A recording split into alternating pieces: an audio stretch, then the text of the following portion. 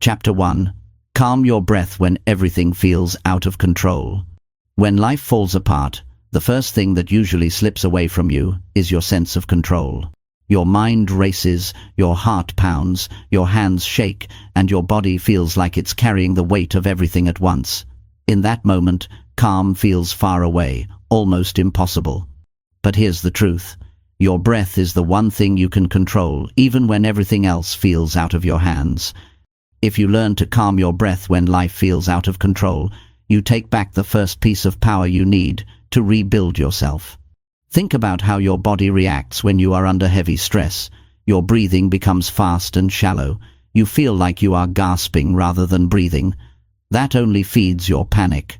Your brain gets the signal that you are in danger, even if there is no immediate threat in front of you. The more shallow your breath becomes, the louder that danger alarm rings in your head. Now, if you continue in that state, you won't think clearly, you won't see solutions, and you won't make the decisions you need to make. You will drown in noise. But when you stop and bring your breathing under control, everything begins to change. You slow down the alarm system inside your body. You tell your brain, "I am safe right now." And when your brain believes that, you create space to think. That space is what separates the person who breaks under stress from the person who grows stronger in it. Breathing is not just an automatic function. It is a tool, a strategy, and a discipline. You can use it to anchor yourself in the most difficult of times. When life feels like it's falling apart, whether it's losing a job, facing rejection, dealing with family issues, or struggling financially, you can't control every event, but you can control the way you respond. Your first response must be to calm your breath. That's where you start. Here is something to practice. Take a slow, deep breath in through your nose. Hold it gently for a moment, then release it slowly through your mouth. Do it again, but this time notice what happens in your body. Notice how your shoulders loosen. Notice how your chest doesn't feel as heavy. Notice how your thoughts begin to slow down. That is proof. You cannot always change the chaos outside, but you can always begin by calming the storm inside. And that storm begins with your breathing. Most people underestimate this because it sounds simple. They want a bigger answer, something dramatic. But what they don't realize is that the small practices shape the bigger outcomes. The person who learns to master their breath masters their state of mind, and the person who masters their state of mind is ready to take on life, no matter how messy it gets. Think about how often people react out of panic and make their situation worse. They send a message they regret, they yell at someone they love, they give up on a project they should have finished, or they drown themselves in habits that break them down further. All of this happens because they couldn't pause and breathe. They didn't give themselves the chance to regain balance. If you can control your breath, you avoid those self-destructive reactions. You stay present enough to choose a better response. Breathing is also the fastest way to ground yourself in the present. When your mind is running wild with thoughts about what went wrong yesterday and what might go wrong tomorrow, your breath brings you back to now. And it's only in the now that you can act. You can't rewrite the past, and you can't live tomorrow today. But you can breathe today. You can take action today. You can hold yourself steady today. When you are in pain, your mind tells you the pain will last forever. When you are in chaos, your mind convinces you there is no way out. But when you breathe, you cut the link between that fear and your body. You remind yourself that while the storm might be strong, you are not powerless. That is the foundation of calm. Now, let's go deeper into why breath has such power. When your breathing slows, it affects your nervous system. Your heart rate comes down, your muscles loosen, your stress hormones begin to drop. And when that happens, you shift from a reactive state to a thoughtful state. You start seeing clearly again. The fog lifts. That's when you realize that the problem may not be as impossible as your panic told you. This practice is not something you do once. It's something you train into your daily life. Start every morning with a few deep breaths before you face the world. Use it during the day when tension builds. Practice it at night when your thoughts are restless. Make breathing your signal that you are in control, even when life is not. Calming your breath is not about ignoring reality. It's not about pretending that things are fine. It's about preparing yourself to face reality without collapsing under it. It's about staying steady enough to make the right moves, even when the ground feels shaky. Imagine someone who just received news that changes their life in a painful way. Maybe they lost someone they love. Maybe they lost their job. Maybe they faced betrayal. In that moment, everything inside of them wants to explode. If they follow that urge, they might make decisions that bring even more damage. But if they pause, close their eyes, and breathe slowly, they create a pause between the pain and the reaction. In that pause, they give themselves the gift of self-control. That pause is the difference between regret and wisdom. When you learn this, you begin to trust yourself more. You know that even when things fall apart, you won't fall apart with them. You can stand. You can breathe. You can think. That trust is powerful. It makes you unshakable, not because life is easy, but because you are prepared. This discipline also carries over into every other part of your life. The way you handle stress at work, the way you respond to conflict in relationships, the way you recover from failure, all of it improves when you learn to use your breath as a tool. You don't collapse into fear. You don't waste time on panic. You step into calm, and calm gives you clarity. Calm breathing also teaches patience. When you slow your breath, you slow your thinking. You give yourself time to gather the facts, to choose your next step wisely. Without this patience, you rush into actions that later become regrets. Patience is not doing nothing, it's preparing yourself to do the right thing. This practice is not about perfection. You won't always remember it right away. There will be moments when panic takes over before you catch yourself. That's fine. Growth is not about being flawless, it's about being aware. Every time you remember to breathe, you strengthen your ability to face the storm. Over time, it becomes natural. Your body learns that your first reaction to stress is calm, not chaos. Start with a commitment. Each time you feel stress rising, say to yourself, "First, I breathe." Train this into your daily life. Make it automatic. With enough practice, you will reach the point where no matter what happens, your breath is your anchor. You'll be calm not because life is easy, but because you've trained yourself to be steady. Calming your breath when life feels out of control is not just a skill, it's a foundation. Without it, everything else you try will collapse under pressure. With it, you create a platform to build strength, clarity, and resilience. You become the kind of person who can face loss, failure, rejection, or change, and still stand firm. In the end, life will always bring moments where things fall apart. That's the nature of being alive. But how you face those moments determines whether you stay broken or grow stronger. And the first step is always the same. Breathe deeply, breathe slowly, breathe with purpose. Because in your breath lies the calm you need to rebuild everything else. Chapter 2. Focus only on what you can manage today. When life feels like it's collapsing around you, the weight of everything at once is what crushes most people. They see every problem together, they carry every fear into today, and they allow every uncertainty to pile up in their head until they feel paralyzed. But the truth is this: you cannot manage tomorrow today, and you cannot control yesterday anymore. You only ever have this day, this set of hours, this moment. And if you want to stay calm when life falls apart, you must train yourself to focus only on what you can manage today. That is where your strength begins. When you wake up in the morning after a rough night, your mind often tries to convince you to solve every single thing right now. It tells you to fix the financial problem, repair the broken relationship, handle the health scare, and redesign your future all before noon. That's impossible. No person has the power to resolve years of difficulty in a single day. And when you try, you drown yourself in pressure.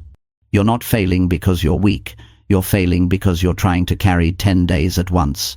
The human mind is not designed for that. The human mind is designed to face what is in front of it. Think of the simple truth of living. You can eat only one meal at a time. You can walk only one step at a time. You can speak only one sentence at a time.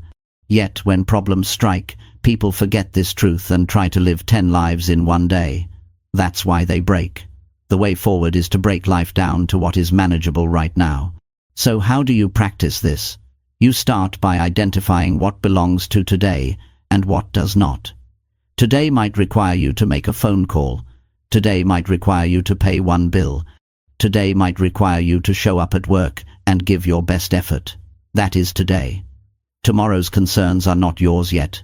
Yesterday's mistakes are finished. If you want to stay calm, stop dragging what doesn't belong into your day. Carry only what is yours now. This is not just an idea, it is a strategy for survival. Imagine someone who has lost their job. If they wake up and try to solve unemployment, career direction, bills, self-worth, and long-term stability all before breakfast, they will sink. But if they wake up and say, "Today, I will update my resume. Today, I will make 3 phone calls. Today, I will apply to 2 jobs," suddenly the load is lighter. It is no longer overwhelming. Progress begins to appear. They don't have to solve everything, they only have to manage today. The same is true for grief. When someone loses a loved one, the pain of imagining a lifetime without that person is unbearable. That's why people spiral into despair. But if instead they say, "Today, I will get out of bed. Today, I will prepare 1 meal. Today, I will allow myself to cry and rest," that is manageable. They can endure today. And by enduring today, they find themselves able to face tomorrow when it arrives. Your calm comes from narrowing your focus. Too many people try to live in 10 directions at once. You can't calm a storm that way. But when you narrow it down to what you can do today, the noise drops. Your mind finds clarity. And clarity is what gives you calm. There is also a psychological reason this works. When your mind believes it has too much to handle, it freezes. It's called decision fatigue. The more your brain believes it must decide and fix everything at once, the less energy it has to actually act. By shrinking your focus to what is manageable today, you give your brain a clear target. Instead of being stuck in fear, you move into action, and action creates calm. Every morning, make it a discipline to ask yourself one question: what can I manage today? Write it down if you need to. Keep the list short. If you fill it with 20 items, you will lose the very calm you're trying to create. 3 or 4 real actions are enough. These actions should not be about solving everything, but about doing what is possible now. When you complete them, you will feel progress, and progress, no matter how small, rebuilds confidence. It's easy to underestimate small actions when life is hard. People want big solutions. They want their problems gone overnight. But problems don't vanish overnight. They are handled step by step. Calm comes from allowing yourself to move 1 step at a time. If you practice this, you stop fighting the impossible and start focusing on what is possible. Another part of focusing only on what you can manage today is learning to say no to extra burdens. When you're already carrying pain or stress, don't add unnecessary weight. Protect your energy. If someone tries to pull you into their chaos, remind yourself that you cannot manage their today and your today at the same time. You have to choose. Calm is protected by boundaries. You also have to be honest about what is within your control and what is not. People waste huge amounts of energy trying to control other people's behavior. You cannot control whether someone apologizes. You cannot control whether someone understands you.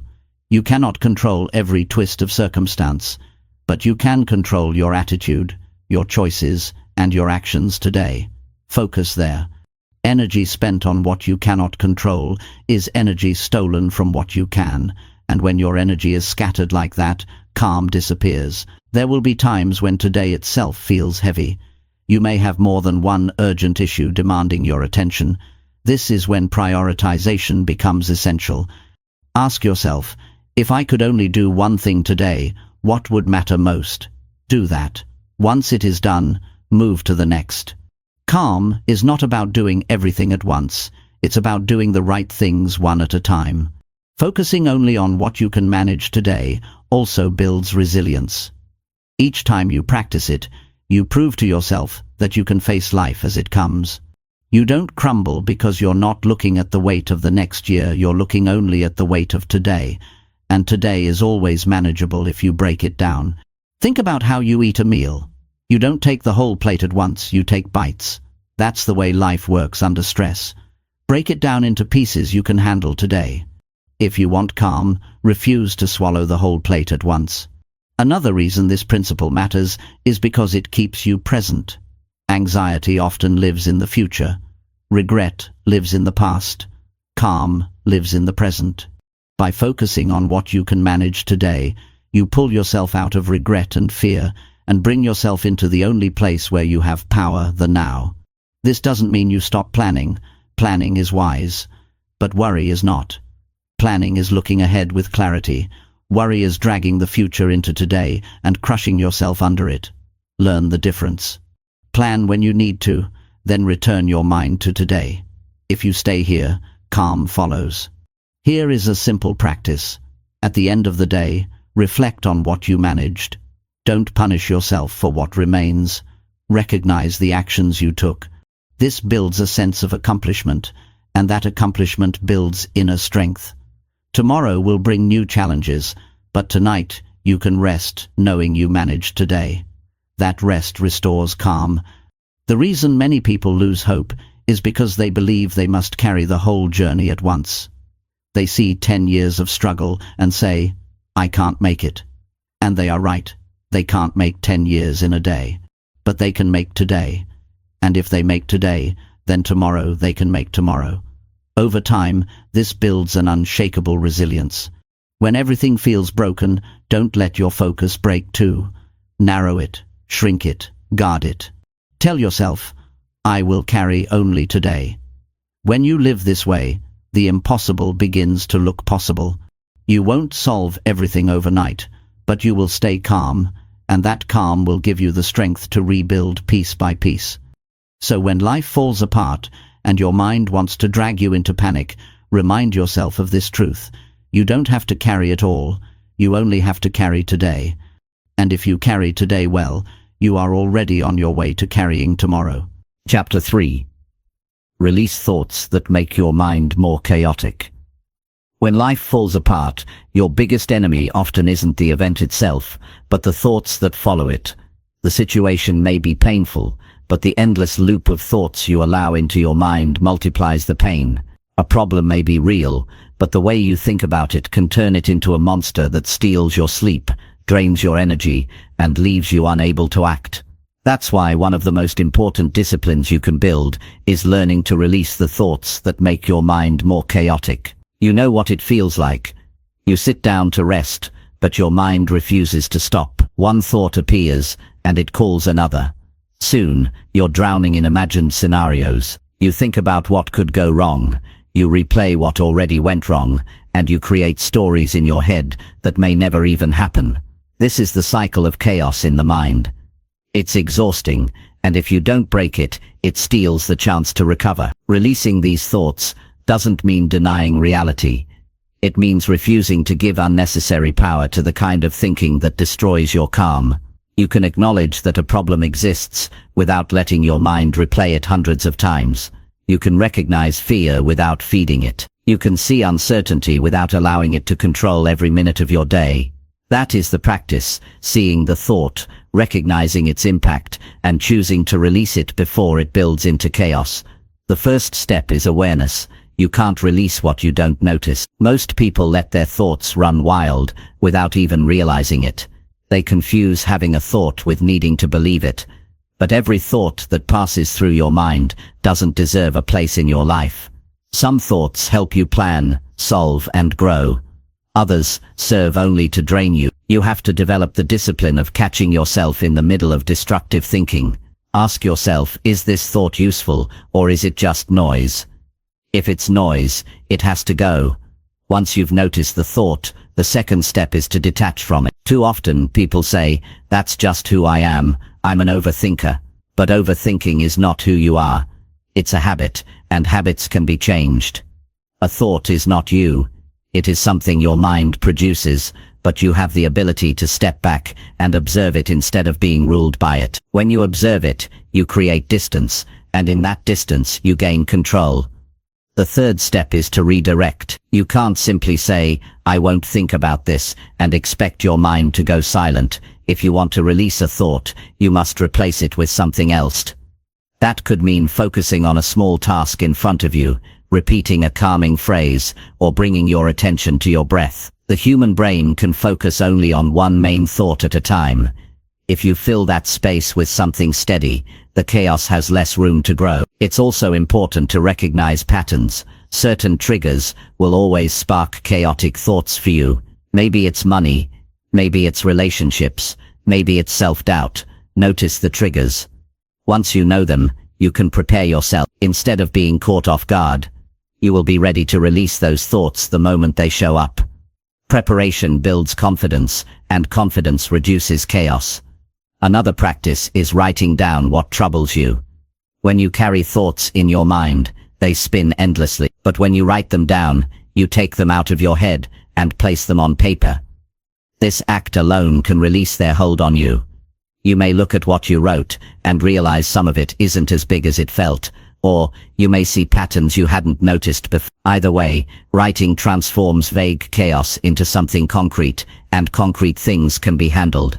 One of the strongest reasons to release chaotic thoughts is because they distort reality. They exaggerate problems, minimize your strengths, and create fear out of possibilities that haven't even occurred. If you live by those distorted thoughts, you make decisions that don't reflect the truth. You may give up too early, lash out at the wrong person, or miss opportunities because you're consumed by imaginary fears. Releasing those thoughts gives you a clearer view of reality, and clarity always leads to better choices. Another trap to avoid is believing that thinking more will always solve the problem.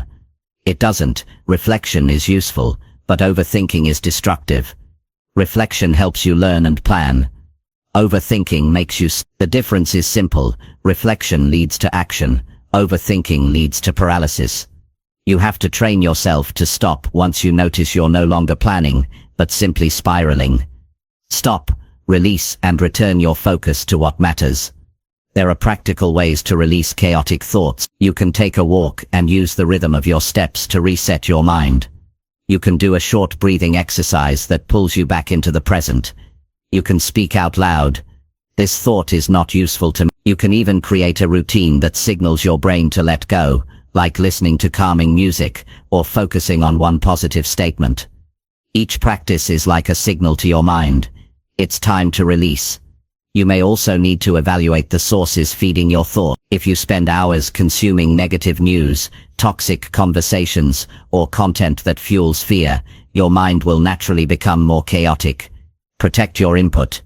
Choose carefully what you allow in, because what you allow in becomes what you think about. If you want to calm your mind, guard it from sources that only create more chaos. Releasing chaotic thoughts also requires self-compassion. Too many people punish themselves for thinking too much. They get angry at themselves for being anxious. That only adds another layer of chaos. Instead, acknowledge it gently. Say, "I am human, and my mind is active. But I do not have to hold every thought." That kindness to yourself creates the calm you need to release more easily. Another part of this discipline is setting time limits. If you must think about a problem, give yourself a clear time frame. Tell yourself, "I will think about this for 20 minutes, then I will release it." When the time ends, redirect your focus.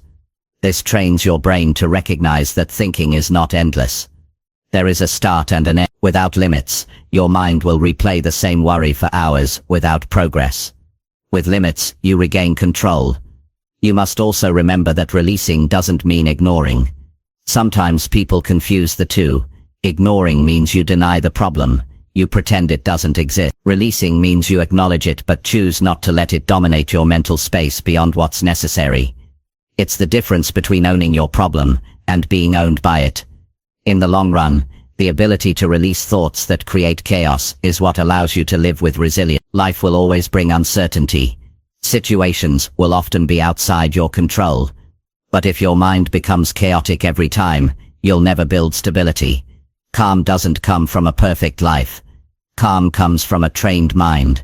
And training begins with releasing what does not serve you. When you start living this way, you'll notice the difference in how you carry yourself. You'll have more patience in difficult conversations. You'll sleep better at night. You'll be able to focus on real solutions instead of drowning in imagined ones. People around you will sense your steadiness, and most importantly, you will trust yourself more, because you know you can handle stress without losing yourself in it. So when you feel your mind filling with noise, remind yourself that not every thought deserves your attention. Notice the thought, acknowledge it, and then choose to let it pass. You are not your thoughts. You are the one who decides which thoughts stay and which ones go. That decision is your power, and in that power lies your calm. In times when everything falls apart, remember this discipline. You cannot always change the situation, but you can change the way your mind reacts to it. If you release the thoughts that add chaos, you will uncover the clarity you need to move forward, and that clarity will help you rebuild piece by piece. Calm does not mean the absence of difficulty. Calm means you no longer let unnecessary thoughts destroy your strength. And that is how you rise above the chaos, even when life feels broken. Chapter 4. Build a steady routine to feel safe inside. When life begins to fall apart, uncertainty becomes the greatest source of stress. You don't know what will happen next. You don't know how long the difficulty will last, and you don't know what you'll be forced to face tomorrow. That uncertainty shakes your sense of security, and when a person doesn't feel secure, calm disappears. But there is something you can build for yourself even in the middle of turmoil: a steady routine. A routine is not about controlling the world outside. It is about giving yourself stability inside.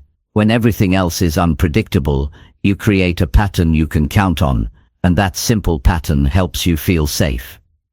Human beings function best with structure. Without it, the mind drifts. The body weakens, and emotions spiral. Think about the difference between waking up with no plan and waking up with a clear set of actions.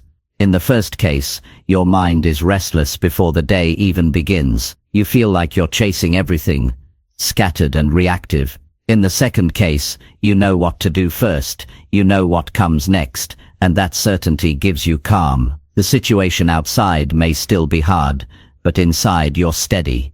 That is the power of routine. Building a steady routine doesn't mean filling every minute of your day with tasks. It means choosing specific habits that bring you order and repeating them consistently. These habits anchor you when chaos threatens to pull you apart. They tell your mind and body, there is stability here, there is something I can rely on. That feeling of reliability becomes your inner safety. Start with your mornings. The way you begin the day sets the tone for everything else. If you start in panic, you carry panic. If you start in order, you carry order. Create a morning routine that grounds you.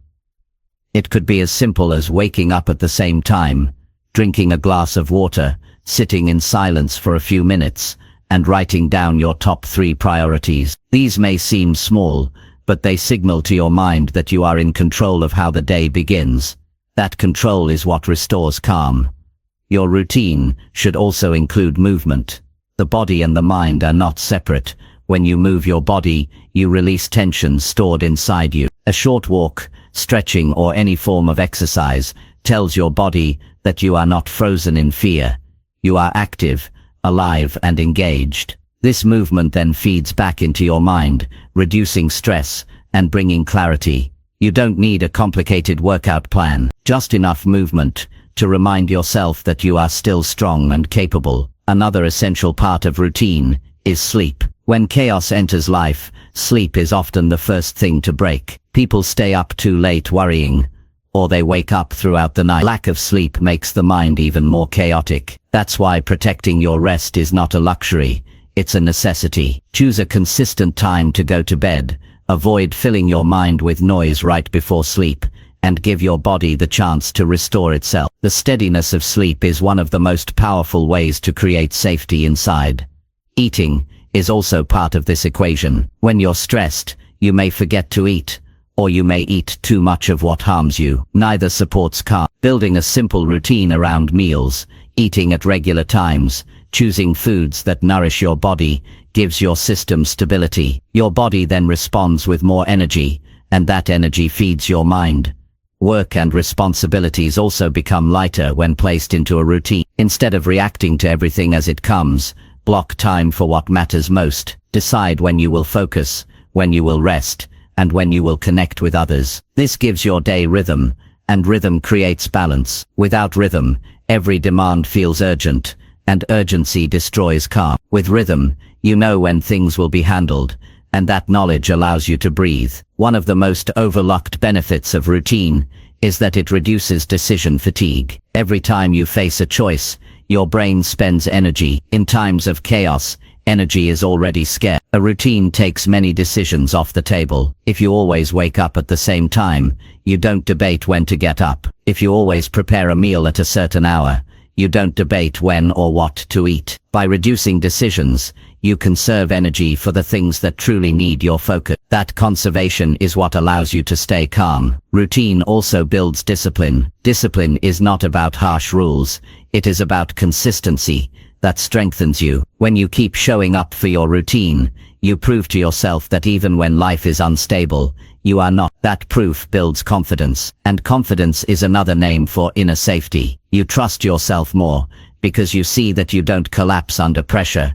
You keep moving, one consistent step at a time. It's important to design a routine that is realistic. If you try to create something complicated, you will break it quickly, and then you'll feel more defeated. Keep it simple. Choose a few actions that matter most to your calm, and repeat them daily. The repetition is more valuable than the complexity. Over time, these simple actions build incredible strength. You also need flexibility inside your routine. Life will interrupt. Some days will not go as planned. That's normal. Flexibility means you don't punish yourself when the routine shifts.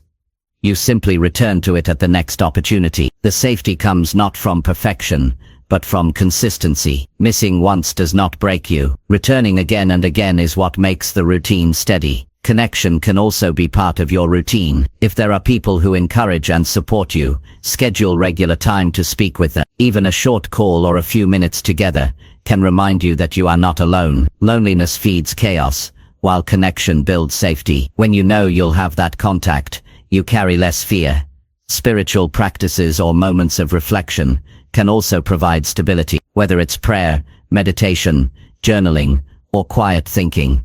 Set aside a time in your day to step outside of the noise and remember what matters most. These moments remind you that your life is not just your problems, it's bigger. That perspective gives you the strength to endure challenges without being crushed by them. The routine you build should feel like a home you carry with you. No matter where you go, no matter what happens, you have a familiar structure that supports you. That is why people who create routines recover faster from setbacks. They don't collapse into chaos, because they have trained themselves to return to order. Their inner world is not at the mercy of the outer world.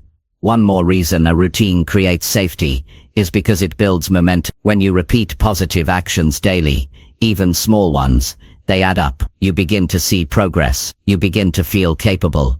And progress, no matter how small, restores hope. Hope is the foundation of calm, and calm is the foundation of rebuilding. Without a routine, you wait for life to change before you feel safe. With a routine, you create safety while life is still difficult.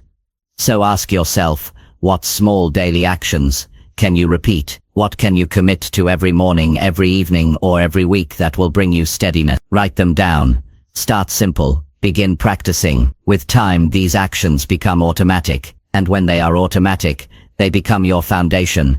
Life will never promise stability. There will always be change, loss, and surprise, but you can promise yourself steadiness. You can create a pattern of living that keeps you grounded no matter what comes. Build that routine, repeat it faithfully, and watch how your sense of safety grows from the inside out. Because when the outside world feels unpredictable, the greatest gift you can give yourself is an inner world that is steady, reliable, and strong, and that is exactly what a routine provides. Chapter 5.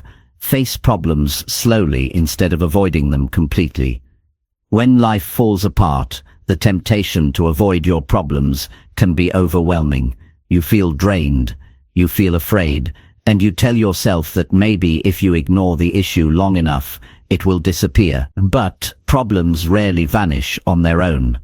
They grow bigger, they spread into other areas of your life, and they return stronger than before. Avoidance only multiplies your stress. The way forward is not to run, but also not to rush. It's to face your problems slowly, steadily, step by step, in a way that builds strength instead of breaking you. Facing problems slowly is not weakness, it's wisdom. When you try to solve everything at once, you overwhelm yourself and often make mistakes. When you avoid the problem, you create a false sense of relief that doesn't last. But when you pace yourself and face the issue in parts, you stay calm, you keep your clarity, and you make real progress. Imagine carrying a heavy load. If you try to lift it all at once, you might hurt yourself. If you refuse to touch it, the weight never leaves. But if you break it into smaller pieces and carry them one by one, the load becomes manageable. That is the strategy for life's problems, not denial, not panic, but steady progress. Think about the kind of problems that often shake people: debt, broken relationships, health struggles, or career setbacks. None of these can be fixed in a single day, but each of them can be faced slowly. If you owe money, you won't erase it overnight, but you can make one payment, create one plan, have one conversation with a creditor. If you've hurt someone, you may not rebuild trust immediately, but you can apologize, take responsibility, and prove your change through actions over time. If your health is declining, you won't become strong in a week, but you can start by walking today, choosing a healthier meal, or scheduling a checkup. Each of these small steps moves you closer to resolution without overwhelming you. The key is to recognize that problems are not solved by speed, they are solved by steady attention. Now, why do people avoid problems? One reason is fear of discomfort. Facing issues forces you to confront pain, guilt, or uncertainty, and the mind wants to escape that. But running away doesn't remove the discomfort, it stretches it out. When you avoid, the anxiety lingers in the background. When you face it, even slowly, you shorten the time you live under its shadow. Another reason people avoid problems is pride. They don't want to admit they've made mistakes, but facing problems slowly allows you to humble yourself without collapsing. You acknowledge the issue piece by piece instead of being crushed all at once. Another obstacle is the belief that if you can't do everything, there's no point in doing anything. That mindset is dangerous. Progress is not all or nothing. It's built through consistent small steps. Facing your problems slowly trains you to value progress, not perfection. Each step is proof that you are moving forward, and that proof builds confidence. When you start to face problems slowly, you regain power over your life. Avoidance steals that power because it leaves you reacting to fear. Facing your problems, even in small actions, returns the control to you. You begin to trust yourself again. You say, "I may not fix this all today, but I am not running, I am facing it." That statement alone changes the way you feel about your situation. There's also a psychological shift that happens when you face problems steadily. The mind exaggerates problems when you avoid them. Something small becomes terrifying in your imagination. But when you turn and face it, you see it for what it really is. Difficult. Yes, but not impossible. By breaking the problem into parts, you strip away the illusion that it's bigger than you. Here's a practical approach. Start by naming the problem clearly. Most people avoid even saying it out loud. But clarity brings relief. Once it's named, write down what parts of it can be handled now and what must wait. Then commit to one small action today. Not 10, not 20, just one. After that action is complete, recognize it as progress. Over time, those small actions accumulate, and the problem that once looked unmovable begins to shift. Facing problems slowly also builds resilience for the future. Every time you choose to face instead of avoid, you train your mind to handle stress better. The next time life falls apart, you'll remember, "I know how to handle this. I'll take it step by step."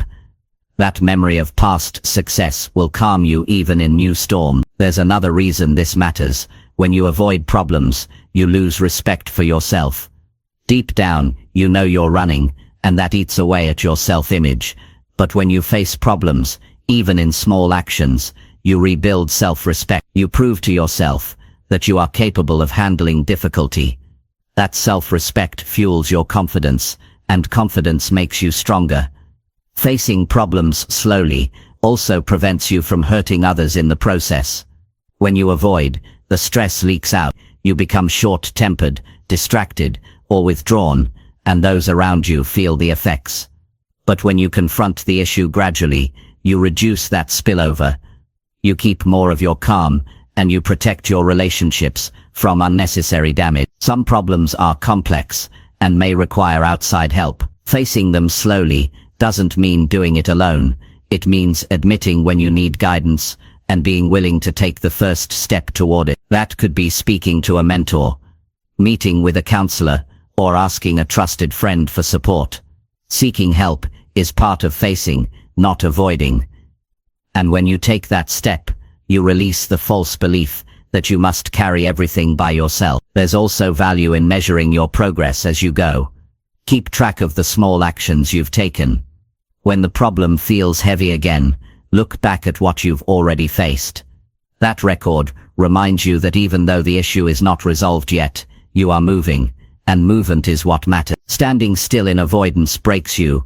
Moving forward slowly heals you. It's also important to be patient with yourself. Facing problems slowly means you will stumble at times. You might take one step forward and then pause for a while.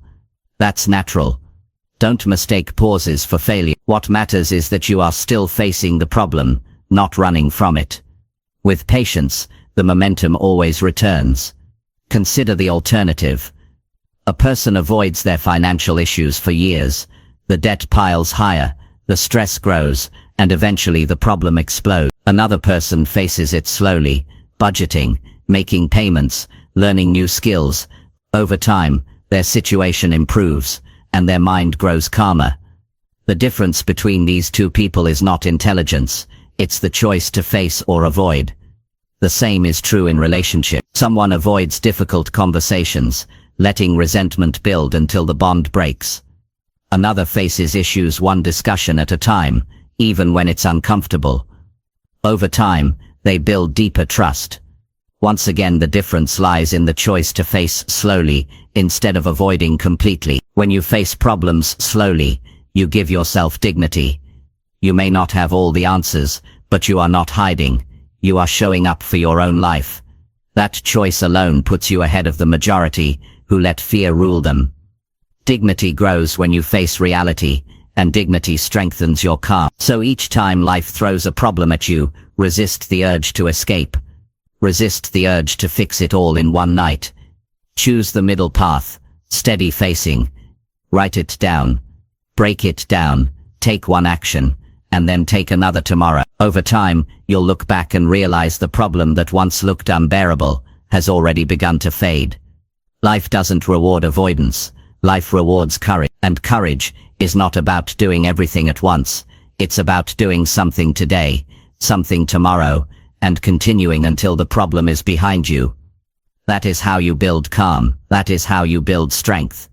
And that is how you rise when life falls apart. Chapter 6. Write down your pain to clear your mental space. When pain builds inside you, it has a way of filling every corner of your mind. You try to go about your day, but the thoughts return again and again. You try to sleep, but the weight of those feelings keeps you awake. Pain that stays trapped in your head becomes heavier, louder, and more destructive. The longer you hold it in, the less room you have for clarity, focus, or peace. That is why one of the most powerful tools for calm is to write down your pain. Putting your emotions onto paper gives your mind space to breathe. It takes what feels endless and gives it shape. It turns confusion into words you can see, and that act alone begins to lighten the load. Writing is not about creating something perfect. It's not about spelling, grammar, or style. It's about release. When you write down your pain, you allow yourself to stop carrying it entirely inside. The page becomes a container. Instead of replaying the same thoughts over and over, You give them a place to rest outside your head. You see the problem from a different angle. Sometimes what looked overwhelming in your mind looks less threatening once you see it written. Other times, writing helps you discover truths you weren't fully aware of until you saw them in front of you. Think about the way the human mind works. It constantly replays unfinished business. If something hurts and you don't process it, your mind keeps bringing it back, trying to make sense of it. That cycle drains energy. Writing interrupts that cycle. It signals to your brain, this has been expressed, it doesn't need to stay on repeat anymore. In that moment, mental space opens up. You haven't erased the pain, but you've cleared the noise surrounding it. There's a calming effect that comes with seeing emotions in black and white. Words on a page are solid. They don't move as fast as racing thoughts. By slowing them down into sentences, you slow yourself down. You stop the endless spinning in your mind and replace it with a steady process. You are in charge again, not the chaos. That control is part of why this practice works. It's also important to understand that writing is a private act. You don't have to share it with anyone. The point is not to impress or prove. The point is honesty with yourself. Some people hesitate to write because they fear what others might think if they read it. But remember, this is for you. You can destroy the pages afterward if you want. The value is in the release, not in the record. When you begin, don't filter. Let yourself pour onto the page whatever you feel. Anger, sadness, guilt, confusion, fear. The page doesn't judge. It doesn't interrupt. It doesn't argue. It receives everything you need to say. That silence gives you the freedom to be raw in a way you may not feel comfortable expressing to others. And often, that rawness is what sets you free. Sometimes when you start writing, you discover emotions you didn't realize were there. A simple sentence like, "I feel tired of pretending I'm okay," might open a door to deeper truth. Writing pulls hidden thoughts out of the shadows. Once they're in the light, you can deal with them. Left inside, they grow stronger. On paper, they lose their power to hide. Another benefit of writing is perspective. When pain lives only in your mind, it feels endless and undefined. But when you write it, you create boundaries around it. You see where it starts and where it ends. That separation allows you to step back and view your experience from a distance. With distance comes clarity. You begin to recognize patterns. You see what triggers certain feelings. You notice how often certain themes repeat. With this knowledge, you can begin to make better decisions about how to respond. Writing can also help you measure progress. If you keep a journal, you can look back weeks or months later and see how far you've come. In moments when you feel stuck, those old entries remind you that you've already grown, already survived, already faced struggles that felt impossible at the time. That reminder strengthens your belief that you can handle what you're going through now. For many people, writing also becomes a safe place to practice acceptance. You don't need to fix everything on the page. You don't need to find solutions immediately. Sometimes the act of admitting "this hurts, and I don't know what to do" is enough to calm you. Acceptance is powerful because it reduces the fight inside your head. When you stop resisting the existence of pain and simply write it down, you stop battling yourself. That ending of inner conflict creates space for peace. Some people use writing to speak directly to themselves. They write encouraging words, reminders of their strength, or affirmations of their values.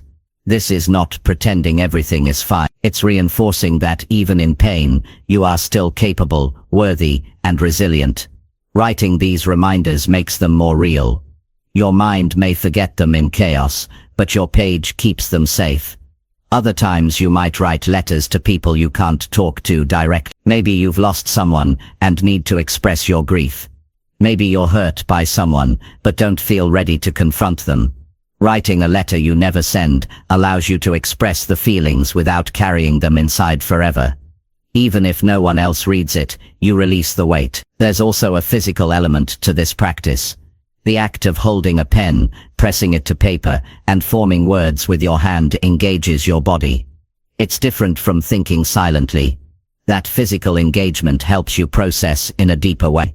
It slows you down, connects your body to your mind, and grounds you in the present moment. Writing down your pain doesn't solve the problem instantly, but it clears the clutter so you can think more clearly about solutions. If your mind is crowded with noise, you can't see the next step. Once the noise is out, you can prioritize, plan, or simply rest without being consumed. Calm doesn't come from ignoring pain, it comes from releasing what you don't need to carry in your head anymore. Another reason this practice works is because it builds self-awareness. Many people live disconnected from their emotions. They feel stress or sadness, but can't explain why. Writing forces you to name what you feel. Naming gives you power. When you can say, "I feel anxious because of this," you separate the emotion from yourself. It no longer controls you. Instead, you are observing it, and observers have power. Over time, writing can become a ritual that signals your brain to let go. Each time you sit with your notebook, your mind learns. This is the place where I unload.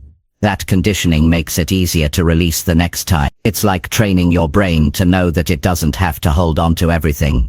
There is a place where those burdens can rest. You don't need hours every day for this. Even 10 minutes can change how you feel. The value is not in the length, but in the consistency. The more often you write, the more natural it becomes to release instead of holding on. Some people worry that writing about their pain will make them feel worse. In truth, it may feel heavy at first, because you're confronting what you've avoided, but the heaviness passes, and what remains is relief. The page absorbs what your mind no longer has to carry. And once you experience that relief, you'll understand why this practice is so powerful. Your calm depends on making space inside yourself. Chaos takes up space. Painful thoughts, when unspoken, fill the mind. Writing empties that space. It makes room for clearer thinking, for healthier emotions, and for the strength to rebuild. Without that clearing, you are stuck in mental clutter. With it you create an environment where healing is possible. So when the pressure feels unbearable, don't just keep everything locked inside. Pick up a pen, write without judgment. Let the page hold what you no longer can. With each word, you lighten the weight. With each sentence you clear a little more space. And with that space comes calm. In the end, the act of writing is not about creating something beautiful, it's about creating freedom. Freedom from mental chaos, freedom from endless loops of thought, freedom from carrying more than you can hold. And once you experience that freedom, you'll return to it again and again, not because it solves everything instantly, but because it gives you the clarity and strength you need to move forward. Chapter 7. Pause your reactions when emotions rise too quickly. One of the hardest moments in life is when emotions rush in and take over before you've had the chance to think. You've felt it before. The sudden anger when someone disrespects you. The sharp fear when bad news arrives. The overwhelming sadness when a memory surfaces unexpectedly. Those emotions rise so fast that you feel like you have no control. Most people react instantly, saying or doing things that only make the situation worse. The regret that follows is often heavier than the original problem. That's why learning to pause your reactions when emotions rise too quickly is one of the most important disciplines you can build if you want to stay calm when life feels like it's falling apart. A pause may only last a few seconds, but in those few seconds you give yourself something priceless: choice. Without the pause, your emotions drive the car. With the pause, you take the wheel back. That difference determines whether you damage your relationships, destroy opportunities, or create a path toward healing and clarity. The truth about emotions is that they are not the enemy. They are signals. Anger signals a boundary being crossed. Fear signals danger or uncertainty. Sadness signals loss or disappointment. But just because they signal something doesn't mean they should control your actions. The pause allows you to listen to the signal without being trapped by it. You hear the alarm without burning down the whole house in response. When emotions rise, your body reacts before your mind has a chance to process. Your heart beats faster, your breathing changes, your muscles tense, and your thoughts speed up. In that state, your ability to think clearly is reduced. You're more likely to lash out, withdraw completely, or make decisions you later regret. The pause interrupts this automatic chain reaction. It slows your body, gives your mind space, and allows reason to join the conversation. The discipline of pausing starts with awareness. You have to notice when emotions are spiking. Pay attention to the signals, the tightening in your chest, the clenching of your fists, the rising heat in your face. These are early warnings that you are about to react. The moment you notice them, stop. Even a few seconds of stopping can prevent a lifetime of regret. During that pause, do something simple but powerful. Breathe. A slow breath is often enough to reset your body and give you control again. That breath buys you time, and in that time, you can ask yourself one crucial question. What response here will serve me best?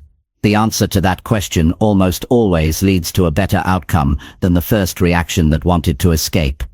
Pausing doesn't mean suppressing your emotion. Suppression pushes feelings down, where they build pressure until they explode later. Pausing means acknowledging the emotion. I feel angry. I feel afraid. I feel sad, but refusing to let it dictate your next move.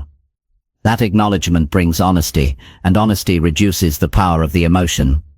It no longer hides in your body. It's recognized and managed. Think about the arguments you've witnessed, or maybe the ones you've had yourself. How many of those would have ended differently if just one person had paused before speaking? A pause could have stopped harsh words from being said. A pause could have prevented doors from being slammed or phones from being hung up. A pause could have kept the discussion productive instead of destructive. The lack of a pause often ruins relationships, while the presence of a pause can preserve them. The same is true at work. Many careers have been damaged because someone sent an email in anger or made a decision in panic. If they had paused for even a few moments, the clarity to act wisely would have returned. People who pause build reputations for steadiness and maturity. They become trusted because others know they won't overreact. That trust creates opportunities. Pausing also changes the way you see yourself. When you learn to stop and think, you begin to trust your own self-control. You don't fear your emotions as much because you know they won't run away with your life. That trust strengthens your confidence. You're not afraid of difficult conversations or stressful moments because you've trained yourself to pause and respond with calm. This practice also protects your health. Reacting in anger or panic sends your body into constant stress. Stress hormones flood your system, damaging your heart, weakening your immune system, and exhausting your mind. But pausing lowers that stress response. It helps your body return to balance. Over time, this balance preserves your energy and makes you stronger. Learning to pause takes practice. At first, you may fail often. You may react quickly and only realize later what you should have done. That's normal. Growth is not about perfection, but improvement. Each time you catch yourself a little earlier, each time you extend the pause a little longer, you strengthen the habit. Over time, it becomes natural. One way to train this is by rehearsing calm responses ahead of time. If you know certain situations trigger you, decide beforehand how you want to respond. Then when the trigger comes, pause and follow your plan. This preparation reduces the pressure of the moment. You don't have to invent calm in chaos. You already know the steps. Another helpful practice is counting. When you feel emotions spike, silently count to 5 before reacting. Those 5 seconds may be the difference between exploding and staying steady. In those seconds, your body calms slightly, and your thinking brain re-engages. It sounds simple, but simple practices often hold the most power.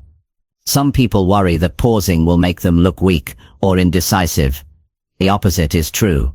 Reacting without thought looks weak. Pausing shows strength. It shows that you control yourself, and people respect those who control themselves. It doesn't mean you never express emotion. It means you choose when and how to express it in a way that serves you instead of harms you. Pausing also creates space for empathy. When emotions rise, you usually see only your own perspective. But when you stop for a moment, you may recognize the other person's feelings too. That understanding can transform conflict into connection. Many fights are softened, not by winning, but by realizing what the other side is experiencing. A pause gives you the room to see that. This discipline will serve you not just in moments of conflict, but in moments of fear, loss, and uncertainty. When bad news arrives, you may want to panic. When disappointment hits, you may want to give up. But if you pause, you stop those impulses from taking control. You give yourself time to process, to grieve, to plan, to gather strength. That pause protects you from rash decisions and keeps you aligned with the life you truly want. It's worth remembering that a pause doesn't have to be long to be effective. Even 3 deep breaths can reset your state. Even walking out of the room for a minute can protect you from doing something you'll regret. The length doesn't matter, the presence of the pause does. Over time, pausing becomes part of your identity. You become the person who doesn't break under pressure. The person who stays calm when others lose control. The person who can be trusted in difficult moments. That identity shapes the way people see you, and it shapes the way you see yourself. You begin to live with more dignity, more calm, and more strength. So when you feel emotions rising quickly, remember this: you are not powerless. You can pause, you can take a breath, count to 5, step back, and choose your next move with clarity. That pause may look small, but it can save your relationships, your career, your health, and your peace of mind. Life will always bring moments that test your emotions. You can't avoid them, but you can decide how you meet them. Train yourself to pause, and you will discover that the difference between chaos and calm is often just a few seconds of silence. Those seconds belong to you, and when you claim them, you reclaim your power over your life. Chapter 8. Protect your peace by limiting harmful distractions. Peace is one of the most valuable things you can hold on to when life feels heavy. Without it, your mind becomes restless, your body grows tense, and your choices lose clarity. When peace is gone, even small problems feel impossible to handle. The reality is, peace doesn't disappear by accident. It gets stolen by distractions that slowly drain your focus, energy, and strength. If you want to stay calm when everything around you feels uncertain, you must learn to protect your peace by limiting harmful distractions.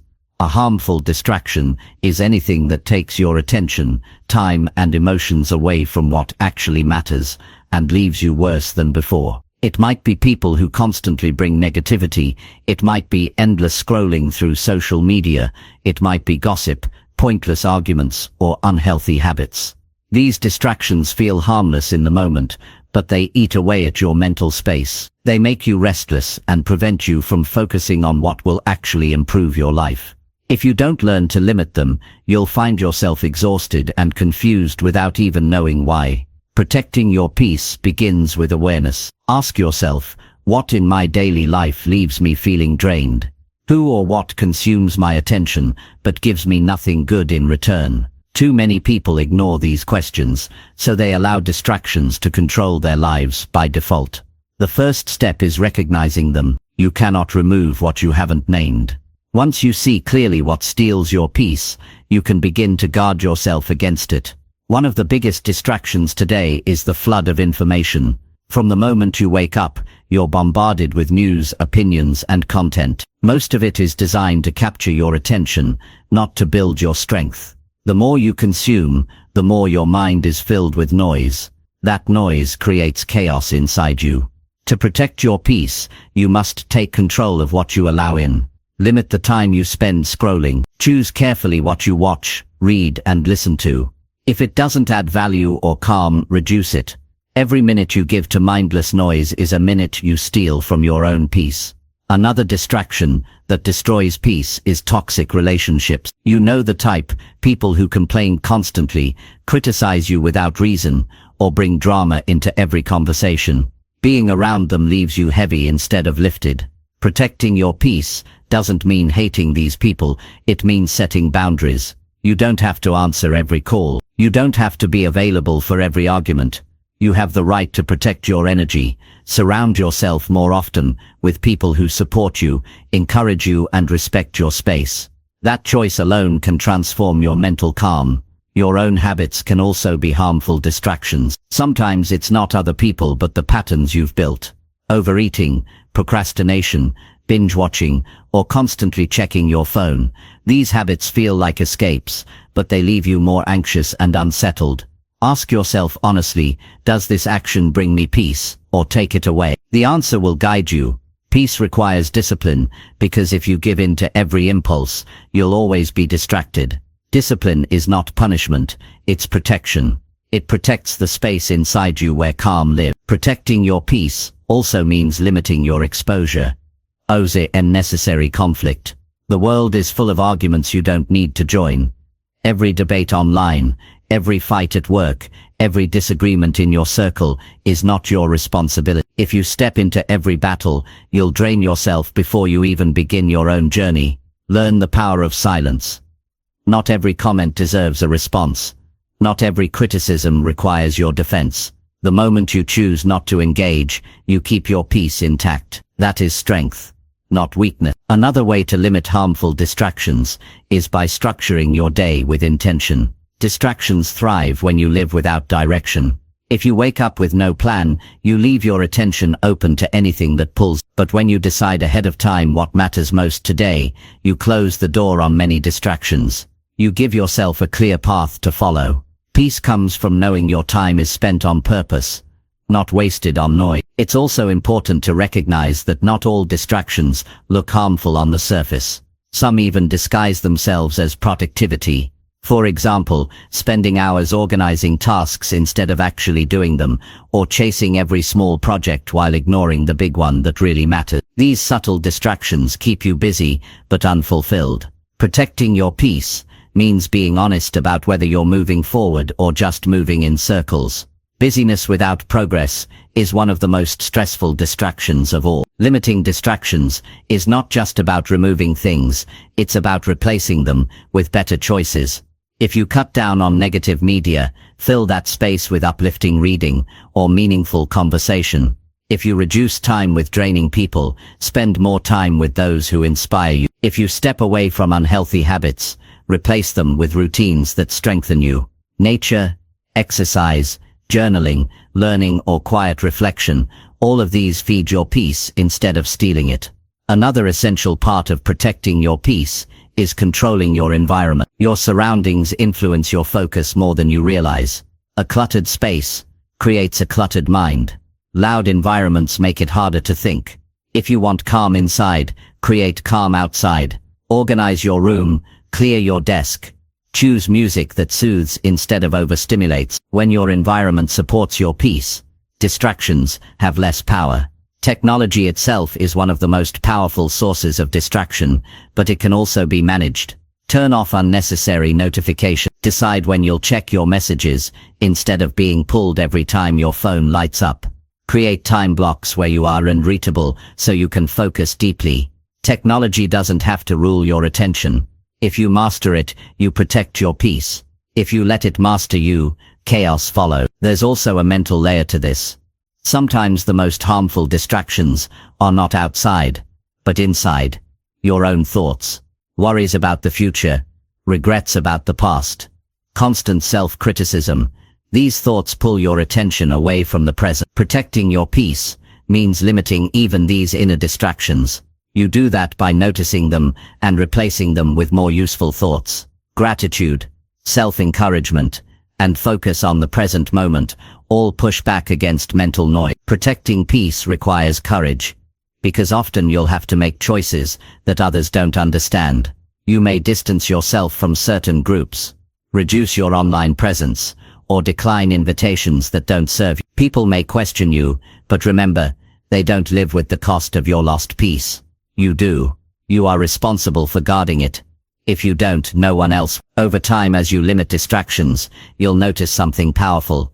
Your energy rises, your mind feels clearer, and your emotions become steadier. You'll have more patience, more focus, and more strength to deal with real problems. Peace is not the absence of challenges, it's the presence of clarity. And clarity only comes when distractions are removed. Ask yourself today, what is stealing my peace? Is it the endless noise of my phone? The people who bring constant negativity? The habits that leave me drained? Or the thoughts that never stop spinning? Write them down. Decide which ones you can limit, reduce, or remove. Take one step today, then another tomorrow. Each step is a way of saying, my peace matters. My calm is worth protecting. Because in the end, your peace is not a luxury. It's the foundation for everything else. Without it, you can't think clearly, you can't build strongly, and you can't heal fully. But with it, you can face any difficulty with strength. Guard it, limit what harms it, and watch how much calmer, stronger, and more focused you become, even when life around you feels uncertain. Chapter 9. Seek comfort from people who bring real support. When life feels like it's collapsing around you, one of the worst things you can do is try to carry it all alone. Pain becomes heavier when it's hidden. Fear grows louder when it's not shared. Struggles feel endless when there's no one to remind you that you're not walking through them by yourself. Human beings were not built to survive in isolation. We are wired for connection. That's why one of the strongest steps towards staying calm during chaos is to seek comfort from people who bring real support. Real support doesn't mean people who only tell you what you want to hear. It means people who care enough to listen when you're hurting, people who remind you of your strength when you forget, people who steady you when you're close to falling apart. These are not just acquaintances, not just those who are around when times are easy, but those who stay close when life feels unbearable. Surrounding yourself with these people builds a shield around your peace, and leaning on them helps you find the strength to continue. Too many people make the mistake of closing themselves off when life gets hard. They think asking for support is weakness, they fear judgment, or they don't want to burden others. But holding everything inside doesn't protect you, it damages you, it isolates you, and isolation magnifies the pain. What feels manageable with the right people around you can feel impossible when you're alone. Seeking comfort is not weakness, it is a form of wisdom, because it recognizes that strength grows through connection. The first step in this practice is identifying who truly supports you. Not everyone in your circle can fill this role. Some people drain you more than they help, others minimize your struggles, or turn conversations back to themselves. Real support comes from those who make you feel heard and respected, not judged or dismissed. It comes from those who don't compete with your pain or try to outdo it with their own stories. It comes from those who remind you through their presence that you are not facing this alone. Once you've identified these people, give yourself permission to reach out. It can be as simple as a phone call, a text, or asking to meet for coffee. Sometimes you don't even need advice, you just need to be with someone who makes you feel safe. That act of reaching out lightens the burden instantly. You may not solve the problem, but you no longer carry the weight in silence. The relief of being understood is often enough to restore calm. It's important to understand that support is not always about answers. Many times people don't know how to fix what you're going through, and that's okay, because their presence itself is the medicine. Knowing someone is willing to sit with you in your pain, knowing someone cares enough to stand by you, is more powerful than 1,000 pieces of advice. Presence brings comfort, and comfort rebuilds calm. When you seek support, be honest about what you need. If you want someone just to listen, say so. If you need encouragement, ask for it. If you want practical help, make that clear. People can't read your mind, but many will gladly offer exactly what you need if you give them the chance. Being direct helps you receive the kind of comfort that actually strengthens you. Also, remember that seeking comfort is not only about taking, true support is mutual. There will be times when you are the one offering strength to others. These exchanges build bonds that last. They create relationships where both sides feel safe, valued, and cared for. In those bonds, peace grows naturally. Support doesn't always come from family or close friends. Sometimes the people who bring real comfort are mentors, counselors, or support groups who understand what you're facing. There is no shame in seeking help outside your immediate circle. In fact, expanding your sources of support strengthens you. The more positive connections you create, the more resilience you build. Another part of this practice is learning to limit time with people who pretend to support but actually make things worse. Some individuals bring negativity, constant criticism, or unhealthy comparisons.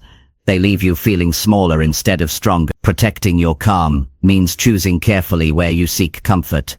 Go to the people who lift, not those who drag down. If you open up to the wrong people, you risk deepening your pain. But when you open up to the right people, you multiply your strength. It's also worth noting that sometimes you don't even need words. Comfort can come in the form of silence with someone who cares. Sitting together, sharing a meal, walking side by side. These simple moments can restore calm more than 100 conversations. Human presence itself carries healing power. Knowing someone is simply there can remind you that you are not abandoned. Seeking comfort is not about running away from your responsibility to face challenges. It's about gaining the emotional energy to face them better. When someone stands beside you, you think clearer, you feel steadier, and you make stronger choices. That stability is what helps you continue moving forward. Don't wait until you're at your breaking point to seek support.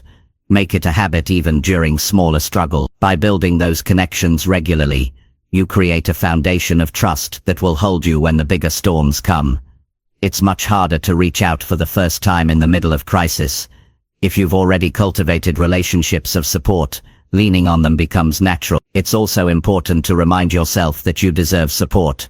Many people convince themselves that their problems aren't important enough, that others have it worse, or that they should be strong on their own. This mindset is harmful. Every human deserves comfort in times of pain. Every human deserves connection. Denying yourself this need only deepens suffering. Accepting support allows healing to begin. In the long run, seeking comfort from supportive people teaches you humility. It reminds you that you are not invincible, and that's not a flaw, it's part of being human. Admitting that you need others doesn't make you weak, it makes you wise. Wisdom is knowing that collective strength is greater than individual struggle. If you practice this consistently, you'll notice how much calmer you feel even during chaos. Problems won't vanish, but your resilience will rise. You'll walk into challenges knowing you have people who will catch you if you stumble. That assurance changes the way you carry yourself. You stop fearing every storm because you know you're not standing in it alone. So when life feels unbearable, don't hide away. Don't trick yourself into thinking silence is strength. Pick up the phone, send the message, sit down with someone you trust. Speak your truth, cry if you need to. Let their presence remind you that you are still connected, still valued, still cared for. That connection is not just comfort, it is a shield for your peace and a foundation for your strength. Because in the end, calm doesn't come only from what you do alone. It comes from knowing that when life falls apart, there are hands ready to hold you, voices ready to encourage you, and hearts ready to walk with you.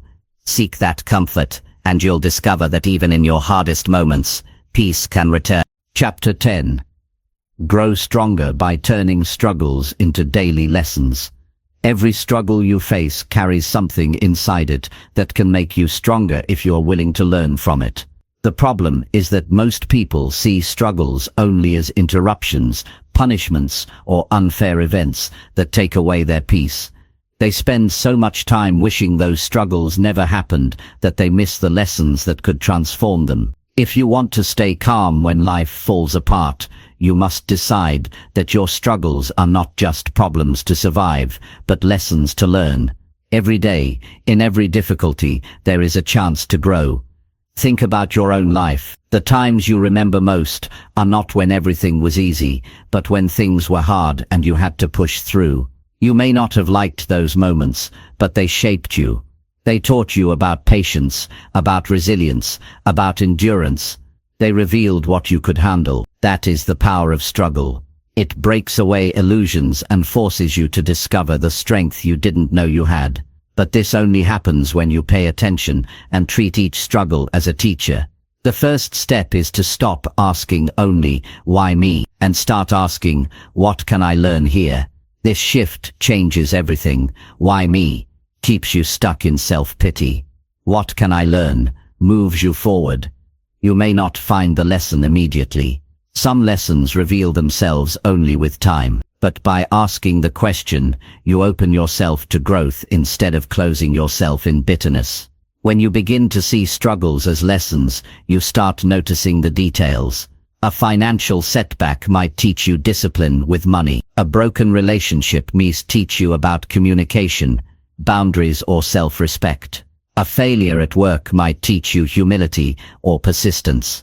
These lessons are not given in textbooks, they are written into the hardships of your life. If you ignore them, the struggle feels wasted. If you study them, the struggle becomes valuable. Learning from struggles requires honesty. It is easy to blame others, to point at circumstances, or to tell yourself it was all unfair.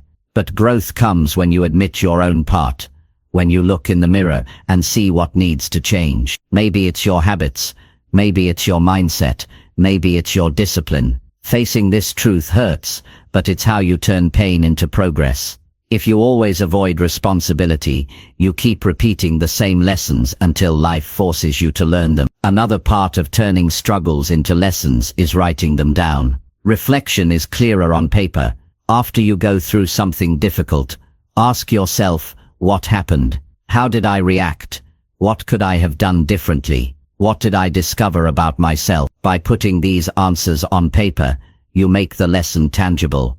Later, when you face something new, you can look back and remind yourself of the wisdom you've already gained. It's also important to turn lessons into action. Learning is not just about knowing, it's about changing how you live. If a struggle teaches you patience, practice patience in your daily interactions. If it teaches you the value of health, make better choices for your body. If it teaches you the importance of planning, start organizing your time. Each lesson should show up in your habit. That's how you grow stronger instead of staying the same. Some struggles repeat because the lesson hasn't been learned yet. You may notice patterns in your life, similar problems showing up again and again. That's not coincidence. It's life reminding you that until you change, the same challenges will return. Once you learn the lesson, the pattern often breaks. That is why it's so important to pay attention and not waste your pain. Every repeated struggle is an opportunity to finally master the lesson you've been avoiding. Struggles also teach you about other people. You learn who truly cares about you, who is reliable, and who only stays around when things are easy. Difficult times reveal the truth about relationships. That truth may be painful, but it's valuable. It allows you to build your life around people who strengthen you instead of weaken you. That lesson alone can save you years of wasted energy. Another powerful lesson struggles bring is humility. Success makes you confident, but failure makes you humble, and humility is essential for growth. When you're humble, you listen more, you learn faster, and you connect more deeply with others. Without humility, you think you already know everything. Struggles strip away arrogance and remind you that you are still learning. That reminder, though painful, is one of the greatest gifts struggle can give. Turning struggles into lessons also builds resilience. Each time you face hardship and learn from it, you grow tougher for the next challenge. You stop fearing difficulties because you know they hold value. You stop asking for an easy life and start building the skills for a strong life. Over time, people around you notice your steadiness. They see that while others break down, you keep rising. That reputation is not built in comfort. It is built in struggle. To grow stronger, you must also change your perspective on failure. Failure is not the opposite of success. It is part of it. Every failure contains information. It shows you what doesn't work. It forces you to adjust. Without failure, you would never refine your methods or deepen your discipline. Instead of letting failure break your spirit, let it teach you. Ask, what did this show me? What must I do differently next time? If you treat failure this way, it becomes fuel instead of poison. Struggles also train gratitude. When you go through darkness, you appreciate light more deeply. When you know loss, you value presence. When you face uncertainty, you treasure stability. Gratitude is not just about being thankful in good times, it's about seeing the lessons in hard times. Gratitude keeps you from drowning in negativity. It helps you recognize that even pain can produce something valuable. The discipline of turning struggles into lessons must be practiced daily. Don't wait until years later to look back. Each evening, ask yourself, what did I face today? What did it teach me? Even on small days, lessons exist. Maybe you learned patience in traffic. Maybe you learned discipline in resisting a distraction. These small lessons build your strength for bigger struggles. Growth is not just in the big events. It's in the daily reflections that sharpen your mind and strengthen your spirit. It's also important to share your lessons with others. When you open up about what you've learned, you help someone else who might be facing a similar struggle. Teaching reinforces your own growth. It reminds you that your pain wasn't wasted. It became a tool to help others. That sense of purpose can transform how you view your hardships. You stop seeing them as random suffering and start seeing them as part of a larger process of growth and contribution. Turning struggles into lessons doesn't mean ignoring the pain. It doesn't mean pretending everything is fine. Pain is real, but it does mean refusing to let pain be the end of the story. Instead, you make it the beginning of strength. You decide that if you must go through hardship, you will come out wiser, stronger, and more prepared for the future. That decision is what separates those who collapse under pressure from those who rise above it. So the next time life knocks you down, resist the urge to ask only for relief. Instead, ask for wisdom. Ask for the eyes to see the lesson. Then commit to applying what you learn. With each lesson, you'll notice your perspective shifting. What once terrified you will no longer shake you as deeply. What once overwhelmed you will now feel manageable. That's growth. That's strength. And as the lessons pile up, so will your confidence. You'll look back one day and see that the struggles you thought would destroy you were actually shaping you into someone stronger, calmer, and more resilient than you ever imagined. That is the power of turning struggles into daily lessons. You cannot control when the difficulties come, but you can control how you respond. If you choose to learn, you choose to grow, and if you grow, no struggle is ever wasted.